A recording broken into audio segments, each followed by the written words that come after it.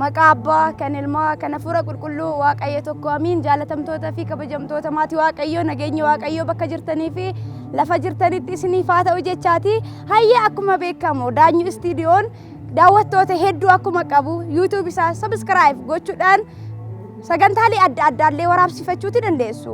Cidha garaagaraa akkasumas guyyaa dhalootaa fiilmiiwwan garaagaraallee waraabuuti danda'a. Haala bareedaa ta'een isiniif ni bareecha isiniif waraaba. Maarree nus walaa jajjabeeffannu lammiinoo fi gaachana waliiti akkuma jennu ortookoo galatoomaan isiniin jira. Daanyoo istiidiyoo kan jedhudha. Istiidiyoon kuni yeroo hedduudhaaniin faaruuwwan afuuraa fiilmiiwwan garaagaraa hojjechuudhaan kan ittiin beekamudha. Egaa nuti immoo ijoolleen tawaahidoo ortodoksii hundumti keenya iyyuu istiidiyoo kana jajjabeessuun nu barbaachisa. Nuti macaafa qulqulluu irrattis akkuma qulqullichi Phaawulos hin dubbate maal jedhee walii keessanii wal jajjabeessadha akkuma hidheetoo dubbate. Nuti immoo hundumti keenya wal jajjabeessinee gara qajeelummaatti gara guddinaatti waliin deemuun nu barbaachisa. Istiidiyoo Daanyoo istiidiyoo kan jedhu kana jajjabeessuun nu barbaachisa. Daanyoo istiidiyoon faarfannaa hin hojjeta fiilmiiwwan garaagaraa cidha irrattillee cidha keessaniif yoo barbaadan Daanyoo istiidiyoo waan maddaadha. Faaruu waraabuudhaaf yoo viidiyoo waraabuuf yoo barbaadan Daanyoo istiidiyoo waan maddaadha.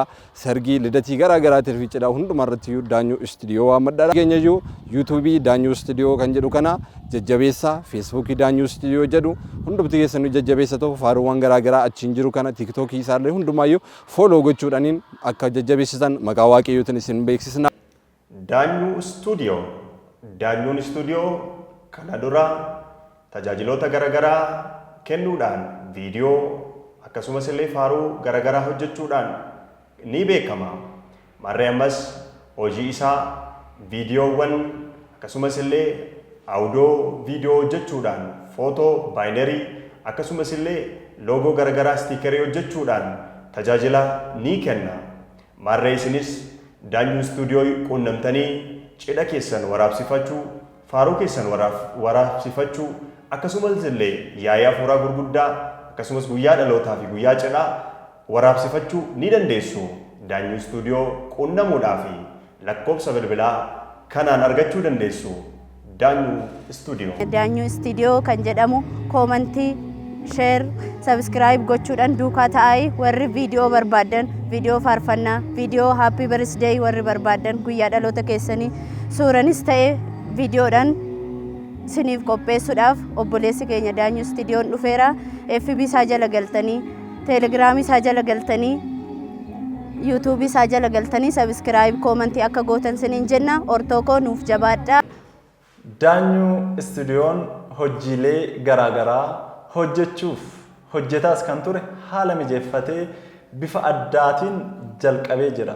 Hojiileewwan inni hojjetan keessaa faaruu mana amantaa Ortodoksii Tawaahidoo bifa bareedaadhaan viidiyoo hojjetee suuraalee adda addaa kaasuudhaan bakka cidhaa fi bakka dhaloota daa'immaniitti argamuudhaan hojii qulqullina qabu hojjetee kan beekamu ammas bifa addaatiin abdeet of godhee hojii gaarii eegalee waan jiruuf namoonni hojiiwwanan amma isiniif caqase kana hojjisiifachuu barbaadan Daanyoo istuudiyoo filannoo keessan akka godhattan afeeramtaniittu. Daanyoo istuudiyoon hojiiwwan mimmiidhagoo ta'an viidiyoowwan garaagaraa isiniif hojjechuudhaaf qophii isaa hundumayyuu xumuree kanaan duras hojiiwwan gaggaarii hojjetee jira. Viidiyoowwan cidhaaf suuraawwan garaagaraa viidiyoowwan gosa garaagaraa yaa'iiwwan barbaadan akkaataa isin barbaadanitti qindeessee isiniif xumuruudhaaf fedha waan qabuuf hundi keessan dhuftanii istuudiyoo akka quunnamtan isin gaafanna.